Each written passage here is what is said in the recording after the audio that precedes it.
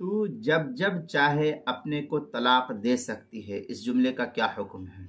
چنانچہ اگر کسی شخص نے بیوی سے کہا تو جب جب چاہے اپنے کو طلاق دے سکتی ہے، تو 3 طلاق واقع ہونے تک زندگی بھر بیوی کو طلاق کا اختیار رہے گا۔ 1 طلاق واقع کرنے کے بعد اختیار اس صورت میں ختم نہیں ہوگا بیوی سے۔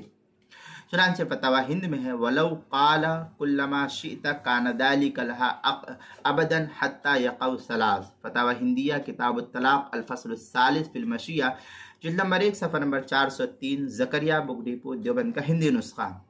آگے فتاوی نہر الفائق وغیرہ کے اندر ہے وَلَوْ قَالَ لَهَا طَلِّقِي نَفْسَكِ لَا يَمْلِكُ الزَّوْجُ الرُّجُوعَ وَالتَّقْيِيدُ بِمَجْلِسِهَا إِلَّا إِذَا زَادَ مَتَى شِئْتَ أَوْ إِذَا شِئْتَ۔ اس طریقے کی عبارت النہر الفائق دوسری جلد صفحہ 378 جو زکریا بک ڈپو دیوبند سے چھپا ہوا نسخہ ہے۔ بدائع الصنائع تیسری جلد صفحہ 185، کتاب المسائل 5ویں جلد صفحہ 237 اور 238 پر اس کو نقل کیا گیا ہے۔